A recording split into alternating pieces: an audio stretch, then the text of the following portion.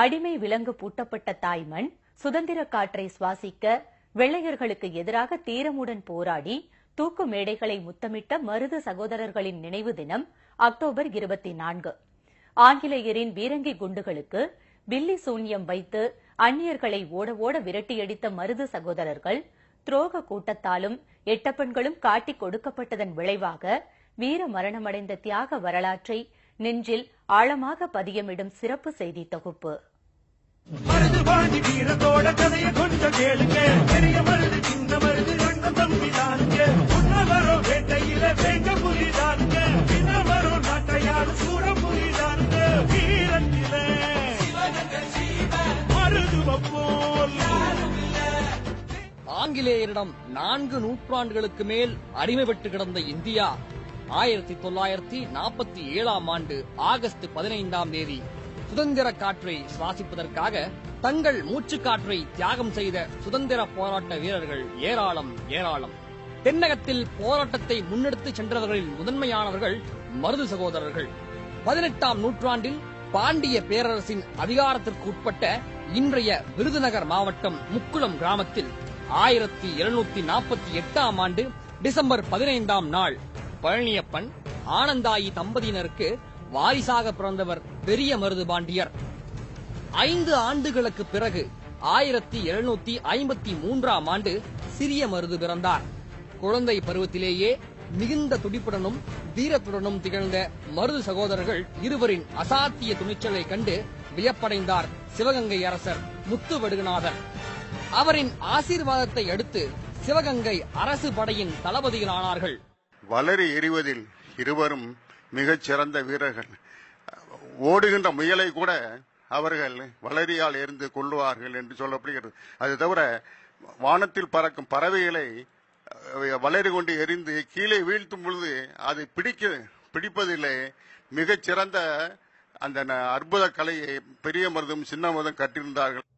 1759ஆம் ஆண்டில் ஆங்கிலேயரால் நியமிக்கப்பட்ட ஆற்காடு நவாப் முகமது அலி சுதேசி அரசுகளை மிரட்டி கப்பம் வசூலிக்க தொடங்கினார்.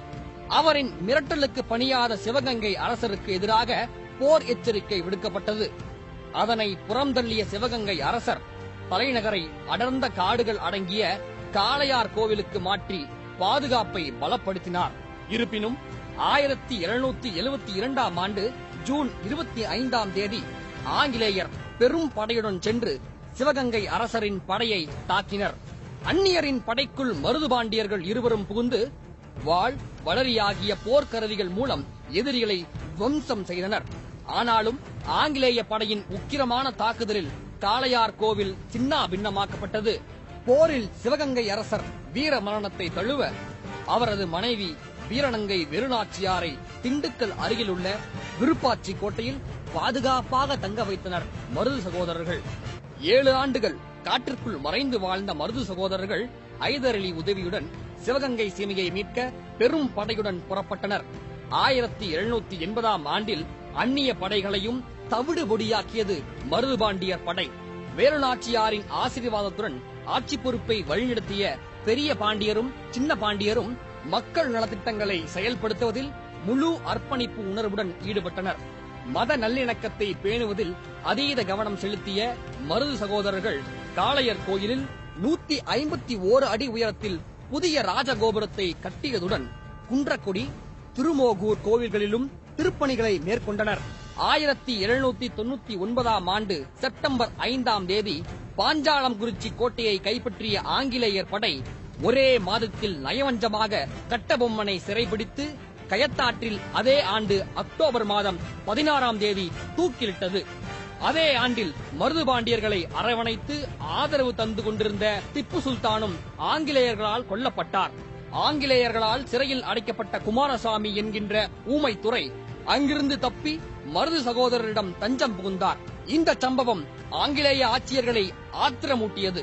மருது சகோதரர்களுடன் தொடர்புடையவர்கள் தண்டிக்கப்படுவார்கள் என்று எச்சரிக்கை விடுக்கப்பட்டது. அதை துச்சமென மதித்த மருது பாண்டியர்கள் ஆங்கிலேயர்களுக்கு எதிராக பொதுமக்கள் பொங்கி எழும் வகையில் தன்மான உணர்ச்சி எழுப்பும் வரலாற்று சிறப்புமிக்க ஆவணம் ஒன்றை வெளியிட்டனர்.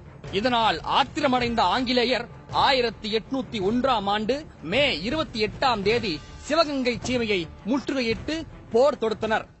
ஊமத்திரைக்கு அடைக்கலம் கொடுத்ததினால் அதன் பேரில் அப்போது இருந்த வெள்ளைக்காரர், அதாவது ஏகாதிபத்தியத்திற்கும் இவர்களுக்கும் கருத்து வேறுபாடுகள் ஏற்பட்டு அதன் அடிப்படையிலே போர் மூண்டு அதற்கு பிறகு மாமன்னர் அவர்கள் மருதுபாண்டியர் அவர்கள் திருச்சியிலே ஒரு ஜம்புத்தீவு என்ற பிரகடனத்தை அறிவித்தார்கள். 150 நாட்கள் தொடர்ந்து இந்த போரில் சிவகங்கை சீமை ஆட்சி வீழ்ந்தது. பதுங்கி பாயும் புலியைப் போல அங்கிருந்து பின்வாங்கிய மருது சகோதரர்கள் காளையர்மங்கலம் கிராமத்தின் காடுகளில் மறைந்து வாழ்ந்தனர். ஒற்றன் மூலம் மறைவிடத்தை அறிந்த ஆங்கிலேய படை மருதுபாண்டியர்கள் இருவரையும் சிறைபிடித்தது. 1801ஆம் ஆண்டு அக்டோபர் மாதம் 24ஆம் தேதி இதே நாளில் திருப்பத்தூரில் மருதுபாண்டியர்கள் இருவரும் தூக்கிலிடப்பட்டனர். அவரது வாரிசுகள், உறவினர்கள் என நூற்றுக்கணக்கானோரும் ஆங்கிலேயர்களால் தூக்கிலிடப்பட்டனர். 3 நாட்கள் தூக்கில் தொங்கவிடப்பட்ட மருதுபாண்டியர்களின் உடல் காளையர் கோவில் அருகே அடக்கம் செய்யப்பட்டது. 1780 முதல் 1801ஆம் ஆண்டு வரை ஆங்கிலேயர்களுக்கு எதிராக தீரத்துடன் போரிட்ட மருதுபாண்டியர்களின் தியாகத்தை போற்றும் வகையில் திருப்பத்தூரில் அவர்கள் தூக்கிலிடப்பட்ட இடத்தில் தமிழக முதலமைச்சர் செல்வி ஜெயலலிதா அவர்களின் உத்தரவின் பேரில் எழில்மிகு நினைவு மண்டபமும் கம்பீரமான மருதுபாண்டியர்களின் திருவுருவச் சிலைகளும் அமைக்கப்பட்டன. 1992ஆம் ஆண்டு அக்டோபர் மாதம் 21ஆம் தேதி வீர மறவர்களின் திருவுருவச் சிலைகளையும் நினைவு மண்டபத்தையும் முதலமைச்சர் செல்வி ஜெயலலிதா தமது திருக்கரங்களால் திறந்து வைத்தார். அவரின் உத்தரவின் பேரில் ஆண்டுதோறும் மருதுபாண்டியர்களின் நினைவு நாளில் தமிழக அரசு சார்பில் தொடர்ந்து மரியாதை செலுத்தப்பட்டு வருகிறது. விடுதலை போராட்ட வீரர்கள் புதைக்கப்படுவதில்லை, விதைக்கப்படுகிறார்கள் என்பதற்கு சாட்சியாக கம்பீரமாக காட்சியளித்துக் கொண்டிருக்கின்றன மருதுபாண்டியர்களின் திருவுருவச் சிலைகள்.